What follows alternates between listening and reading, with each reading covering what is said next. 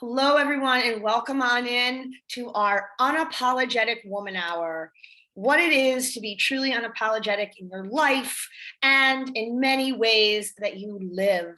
I have a deep, deep passion and a mission for women to feel safe, to be fully expressed with who they are, as well as to create a container of sacred self-care so that they can do the powerful work that they want to do in this world.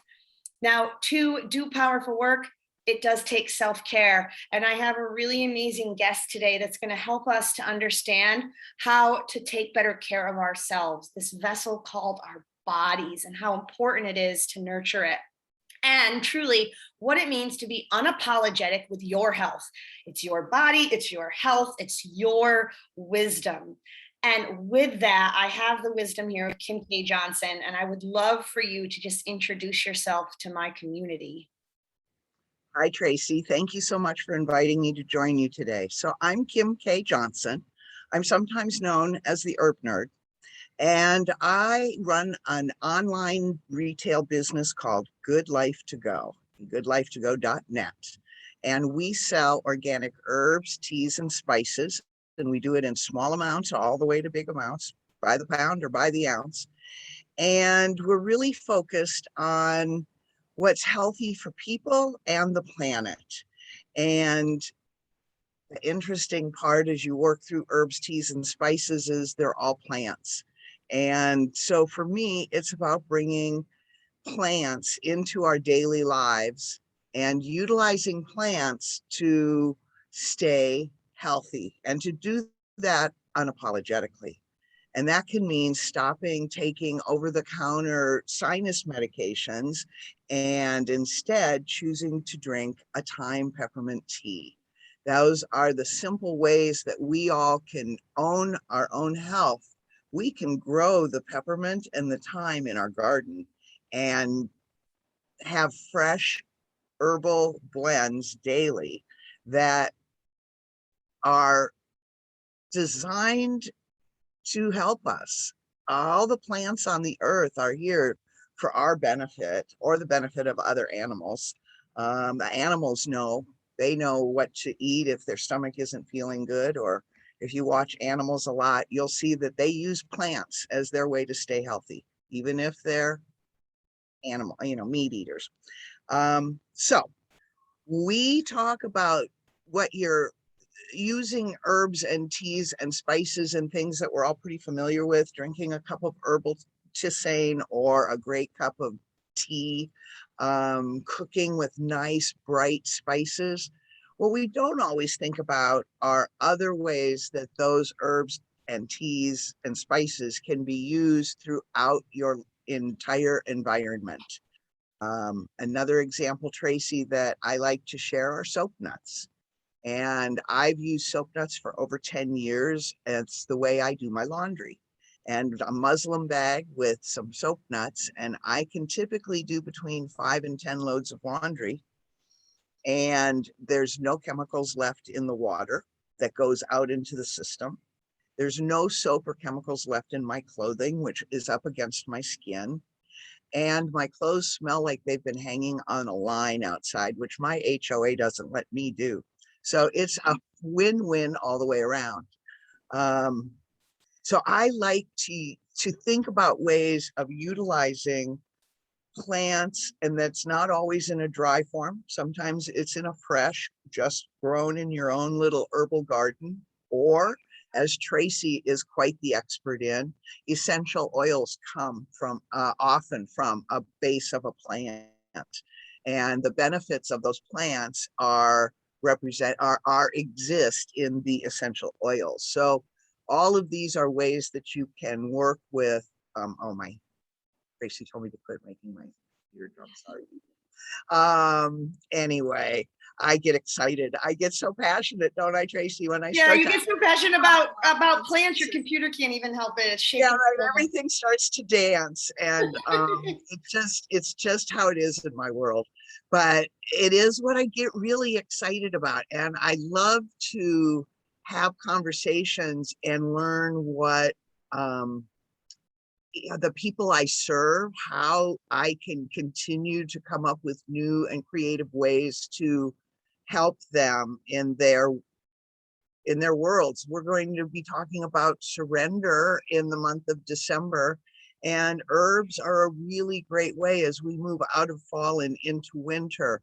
I know you're familiar with the smells and the tastes of the cinnamons and the nutmegs and the pumpkin spices. That's not an accident. Those things have been done by the grandmothers for eons, because they not only bring great flavor and smells to your world and your kitchen, but they bring the healthy needs of your body during that particular season. And they help us to ground into the earth and into the, imagine the bears that are going into hibernation. Those are things that people do as well, only maybe not quite so overtly. So we do it by the foods that we eat. We start to eat more comfort foods. I know Tracy comes from up north, and I don't know about you, Tracy, but I start to really crave those kind of mashed potatoes and gravy. And when those things are done with fresh herbs, imagine your turkeys done with herbs that you just grew outside in your garden. There's so much that it's your love from the time you started growing a plant all the way to it being added to the food and going into your system. Those are ceremonies that last for months and bring your energies together. That made me think. I'm sitting here like, I want to warm my heart with some tea as you're talking.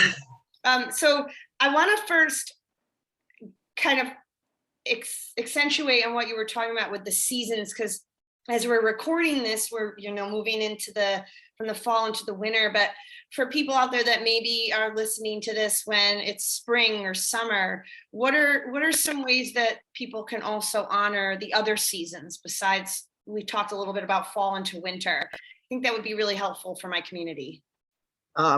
Yes, as you transition from any season to another, there is almost always a focused health benefit that the herbs that are abundant at that time are useful for. So a great time is when you're coming out of winter and going into spring.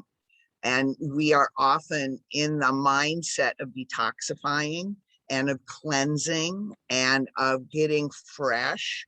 And so you might turn to nettle and dandelion and blends that include those elements, because those will help to clear out your liver if it's gotten a little stagnated through the summer or through the winter holidays, and your kidneys and those different parts of your body that are needed to keep your system clean, which is ultimately one of the keys to keeping yourself healthy.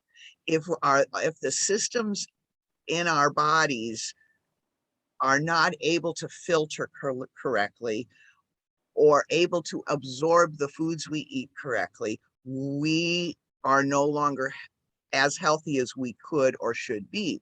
And that's what I mean when I say that we should unapologetically own our own health. I think that we know when our bodies are starting to talk to us, and we should listen, and that's when giving me a call and asking me possibly how you might move forward to start a mild detox. I'm not a big fan of the heavy, harsh ones. I think you should do all things in balance. Me too. I've tried the heavy, harsh ones before.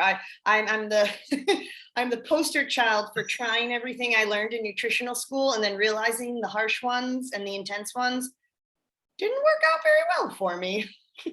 and yet, and so often that is from like marketed out there in the world, are the kinds of things that people run into. So something I would share is that just like with food, people imagine that if you start to eat vegetables, that you're making a healthy food choice decision. And depending on you as an individual, that may or may not be the case. Broccoli may or may not be a good vegetable for you, and herbs can be the same way. So you could go to a book and look up herbs that are helpful to give you energy, and you might run across licorice root. However, if you have high blood pressure, it's not recommended that you do very much licorice root. So we need to talk about herbs as individuals and work in the plant world, and that's where we own our own health. You, it just as you should or would with a medical doctor, um, it's about asking questions and knowing your system, knowing your own body, and being conscious if you start to do something, how it changes or makes you feel. So I love hot cups of herbal tisanes, and I love a hot cup of tea. And for a lot of different reasons, I find them to be a great way to absorb the benefits of the herbs. A lot of people don't necessarily want to drink a hot cup of anything. And so there are other methodologies. Tinctures is a great way, and it's droplets, it's drops. So it has, the herbs have been steeped in alcohol. If for the most part, I actually use an organic vodka if I make my own tinctures. And then you put 10 drops in a drink. For people who don't want alcohol, you can make you can use glycerin, and it's not quite as potent, but it's good for children, and it's good for people who don't want even that little bit of alcohol in their system. So there's so many ways. Oh, bath salts is a fabulous bathing with herbs is so amazing. You can do it with bath salts, which is really a relaxing and experience, wonderful for the surrender of the winter. But you can also use a muslin bag with florals in it. So if you want to do something with mints and rose and just have a wake up kind of a bath experience. Some people don't have bathtubs, so there are ways of hanging those muslin bags so the shower is moving through the herbs before the water hits your body. There's just so many fabulous, wonderful ways of using plants in our lives that is so much healthier than products that we buy in the store. Yeah. And it almost doesn't make any difference which products, because in order for it to be shelf stable, those sorts of things, there's just always additives. I'm a big proponent of do it yourself. And one of the reasons that Good Life to Go sells in small 1 ounce amounts is because that people who would love to make their own bath salts do not want a 1/4 pound of rose petals in order to make those couple of jars of Christmas bath salts. And so I started this a long time ago because I didn't want to buy a 1/2 pound or a 1/4 pound of something in order to make, the recipe that called for 3 tablespoons. So 1 ounce is a really good place to start. And from tea perspective, I love to sell by the ounce and let people try a tea for $3 to $6 an ounce. And in 1 ounce, you get at least 12, sometimes 15 cups of tea. So especially if you're a Starbucks drinker, our way of drinking fabulous high-end quality teas is way less expensive. Yes, it is. But it's like sometimes people kind of freak themselves out because they think that things are more expensive because something might cost $6 or $7 an ounce, and ooh, that sounds like a lot. But when you break it down to 15 cups, it's not even 50 cents a cup off most often. So, these things are very accessible, very reasonably priced. And once you start building a collection, you suddenly find yourself with an herbal medicine cabinet, and you find yourself with a great selection of teas to offer company when they come to visit. And more importantly, you have all the tools right there at your fingertips for owning your health unapologetically. I love that, Kim. And I know you went into the unapologetic health, and I think as you were talking about, this, especially the season of spring and the detoxifying and listening to your body. I wanted to ask, what are then some, for people that are listening to this at another day, what are some great things for the summer season and anything that people could really support their system in when it comes to summer? Summer, I typically recommend a white teas, and that's something that is unique for some people. They have really only been familiar with black and greens. The white teas are some of the first picked tea and the least processed tea. So when you're in summer and what you want is light, you imagine lemonade and strawberries and things that give you citrusy sort of wake up feeling. You can get that in your teas and herbs as well. I'm a big proponent in the summertime of fruit flavored light teas. Um, Summertime for me is Florida and humidity. So I'm usually looking for ways to cool off. And there are there I, the herbs that I tend to use in the summertime are often not that different from the spring, honestly. You still look at a nettle or flowers. I think I go for flowers the most in the summertime. So some chamomile, lavenders, rose, and using them not just to ingest and drink. And yes, you can cook with all of those. Baking with cookies and shortbreads with roses and lavenders is really a lot of fun. So again, more ways of ingesting and bringing in that healthy ingredients to every part of your world. And Well, for making me, I think at least herbal in the tisanes summer, and for putting me, I ice. love peppermint and like things to cool me down in the summer. It also, like when I'm feeling like bloated, I always go to peppermint or a spearmint or something like And that. And that's what I that's in like the the summer. and the citruses, somehow the lemons go with the Mhm. minced really well. Oh yeah.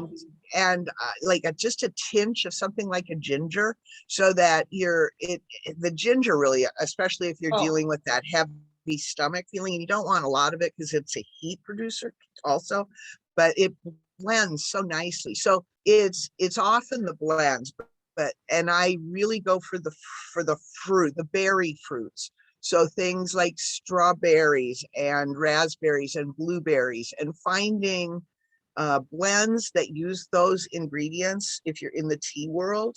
But all those have leaves and such as well, and can often use strawberry leaves as something that can be found. So making I've used the word tisane a few times, and a tisane is an herbal blend. We've all learned to call them herbal teas, but tea is actually one plant, the Camellia sinensis, and just like grapes, depending on where it grows and what the environment is like, and if it's heavy rain or lots of shade, that it varies the flavor and the style of the tea plants, and then how you process the tea plant after it's picked.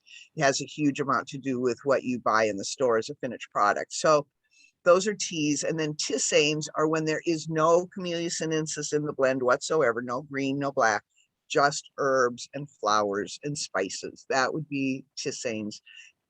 Almost always caffeine free. There are a few herbs that have caffeine in them, so don't always assume that an herb means no caffeine, but mostly it does.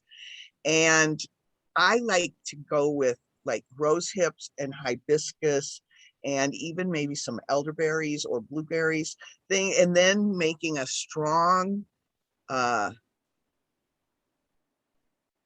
steeping it strongly and then putting it on ice. And so instead of drinking those hotter, heavier drinks, some of my favorite fruity teas, I yeah. make them stronger and then pour them on ice. And they're just they not only taste so wonderful, but they do mentioning, Tracy, which is um the brightening, the cooling, the refreshing of for summertime. So you make your own little version of a lemonade using herbs and fruit, dried fruit. You find a lot of that in blends. Yeah, and I like what you're saying, and it's going to help people, throughout the seasons to see how when you say being unapologetic with your own health, it's like what works for you physically with your body, but also if you've heard what Kim and I are talking about, it's like what works for you emotionally and aromatically. It's like bringing it all into this immensely powerful experience of it not just being you're cooking a meal, you're sipping on a beverage. Being unapologetic with your own health is making it, holistic has been an overused word, but it really is bringing it into the whole, like the holistic view of it. And also when we're talking about, I love to support Kim at Good Life to Go small businesses. I love to support organic local farmers. Like having that be a part of it, we don't realize the impact it's making. That one cup of tea we're drinking is not just about us. When we say we're unapologetically owning our own health, we're doing it in a way that is creating a ripple effect in this world of goodness. We're supporting things that mean something to us. And I wanted to kind of close our conversation out with that, Kim, because I think you're so great at like giving people the information, but there's like that, that deeper mission driven version of you that I want people to get a to get a little sneak peek into, because you are all about this, about supporting, the local, supporting the small businesses, supporting the organics, and really in the grand scheme of things, it supports our planet. So it's ultimately supporting every human. The more that we own our own health with things that are sustainable, it then becomes that soul level thing, that it's not just about us. So I would love for you to share a little bit about, your story and why it's important for you to do the work you're doing and helping people to own their own health. Well, thanks, Tracy. So, yeah, I have a lot of an odd history. I grew up in rural Minnesota, so I grew up living in a 40-acre woods. And when I had a career, it was in corporate and it was in the world of live entertainment. And I've had an exciting, interesting, crazy life until I had adrenal failure. And I listened to the universe and I opened an herb store in a little town called Arcadia, Florida. And I have found that I was doing it all along. I just didn't realize that there were books on my shelf about herbs and making your own DIY that went back to the early 70s. So, it's been there all my life. I just wasn't always focused on it. And when I did find it, and it gave me so much joy. And when I left corporate, I had a big idea that I did no longer want to make a success in my life basically at the cost of others. So in this case, say the third shift workers who get paid minimum wage, and I was somebody who was benefiting from that. And so when I opened my store, it was so that I could help people. And it was in 2008, 2009. Organic was not then the ubiquitous concept that it is today. So at the time, my husband and I decided we were going to make our house organic, and we started with milk and eggs and some of the basics in your pantry as we could. We started to replace products in our house that had chemicals in them. And today I'm very proud to say that we live in about a 95% chemical-free home. And I worked at that for about 10 or 11 years. And at the same time, I would gig work as a stagehand. I had moved away from management and gone back to my roots. And I'm a union stagehand. And I am that because I fight for people's rights to get paid well and to be in a work environment that's safe and under contracts that are managed.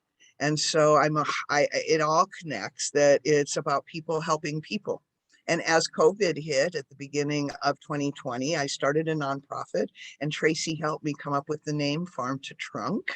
And we expected it to maybe go for 6 months. And here we are 18 months later. And I have an event coming up that's a fundraiser for Farm to Trunk.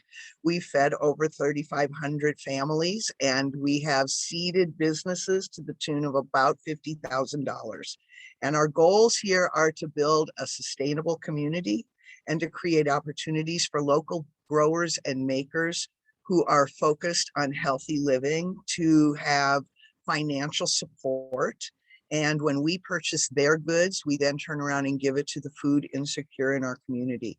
So it's people helping people, and it has been probably one of the most heartwarming and eye-opening experiences of my life. But it's amazing how the for-profit, the nonprofit, and even my gig living have all just sort of come to play and support each other. And thank you for letting me say that. Of course, I think it's a part of our stories are always really a part of the work that we do. And I wanted people here to see that owning your own health isn't about breaking the bank and going and spending all your money getting like these intensive, high quality, high organic things that you might see in big businesses. For me, it's when you own your own health, it's what you said, Kim, it's about people supporting people. There are so many opportunities for all of us to own our own health and support our communities way more than we realize. And so I encourage all of you that are out there, look in your local communities before you go and shop at these big businesses. Now, they're great. And sometimes I use big businesses when I'm in a pickle. They're amazing, and I appreciate that they're there. But there is something to be said about small businesses and being a really strong backbone of this country, the country we live in, but also in our communities. Without small businesses, we lose the energy of a community. We lose the identity of a community. And the work you're doing with Farm to Trunk, Kim, here locally in Orlando, Florida, it's giving more of a light and a heart-based, compassionate energy to our community. It's enhancing the identity of our community. So when you're out there, everyone, like, think about what Kim's saying, think about what I'm saying. It's like being unapologetic about owning your own health isn't just about you. It's creating an identity for yourself to operate at the most optimal way you can so that you can do good work. But by doing it in a way where you're supporting locals or you're supporting mission-driven businesses, then you're helping to create and shape the energy of that identity.